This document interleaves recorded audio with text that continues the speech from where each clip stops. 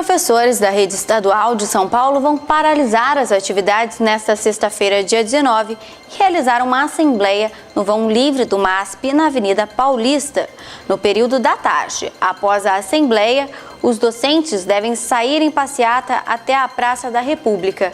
A Secretaria da Educação do Estado de São Paulo afirmou em nota que o calendário escolar permanece inalterado e chamou de enganosa a informação de que não haverá aula hoje.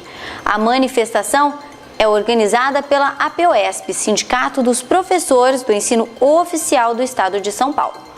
Os professores reivindicam reposição salarial de 36,74% e complementação do reajuste referente a 2012, cumprimento da jornada extra-classe, o fim da remoção e da designação de professores das escolas de tempo integral, entre outras demandas. Nesta semana, o governo anunciou um reajuste de 8% para docentes e servidores da educação.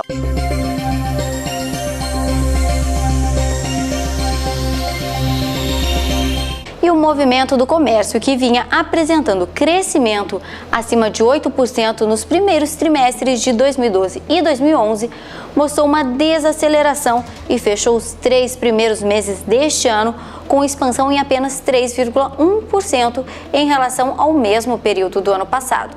Os números foram divulgados nesta quinta-feira pela Boa Vista Serviços, administradora do Serviço Central de Proteção ao Crédito, o SPC, e levam em conta a quantidade de consultas efetuadas à base de dados da Boa Vista.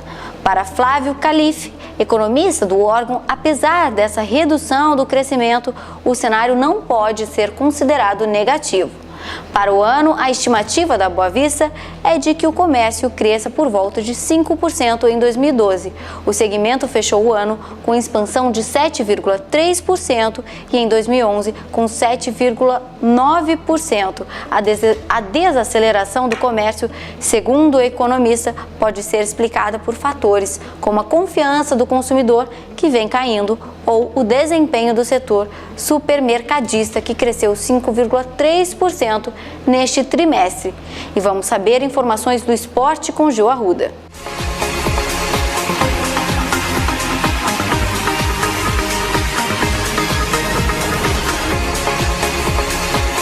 Amigos do RBC Notícias, estamos juntos para falar de esportes. E o destaque fica por conta desse final de semana que teremos jogo decisivo para o Guaratinguetá. Nesse sábado, a partir das 10 horas da manhã, o Guaratinguetá enfrenta o Audax em São Paulo. E se o Tricolor do Vale vencer a partida, estará de volta à primeira divisão do Campeonato Paulista no ano de 2014. O Guaratinguetá, que vem fazendo uma bela campanha, 2 vitórias e um empate, precisando de mais uma vitória praticamente para garantir o acesso. Lembrando que o Guaratinguetá, se continuar com essa balada de vitórias, ele pode chegar na grande final do Campeonato Paulista contra o Comercial ou a Portuguesa de Desportos. Falamos agora do futebol nacional. Nós tivemos o fechamento da primeira fase da Libertadores, com os confrontos sendo montados. Destaque para o duelo brasileiro entre São Paulo e Atlético Mineiro, que já era conhecido depois da vitória do São Paulo em cima do Galo. Outros brasileiros envolvidos: o Fluminense vai enfrentar o Emelec do Equador, que no ano passado enfrentou o Corinthians nas oitavas de finais. O Fluminense que venceu o Caracas ontem por 1-0 e terminou em primeiro lugar no grupo 8. O segundo colocado foi o Grêmio, que conseguiu empatar fora de casa contra o Huachipato. E o Grêmio agora vai enfrentar o único time invicto na Libertadores. Trata-se do Independiente Santa Fé da Colômbia. O primeiro jogo acontece no Brasil e o segundo jogo acontece em Bogotá. Os outros brasileiros que estão com os seus adversários definidos: o Palmeiras vai enfrentar o Tijuana que saiu do grupo do Corinthians, que terminou em segundo lugar. O Tijuana que fez 13 pontos no segundo lugar contra o Palmeiras, que terminou em primeiro com 9 pontos no seu grupo. Aliás, o Palmeiras ontem perdeu para o Sport de Cristal por 1-0 e contou com um gol aos 47 minutos do segundo tempo do Libertad para garantir a primeira colocação. O Tigre venceu o Libertad por 5-3 e com esse terceiro gol do Libertad, o Tigre ficou em segundo no grupo 2 da Libertadores. E também temos o Corinthians que vai reeditar a final contra o Boca Juniors. É isso mesmo, o Corinthians enfrenta o Boca Juniors nas oitavas de finais da Libertadores. O primeiro jogo acontece em Buenos Aires e o segundo jogo acontece no Pacaembu.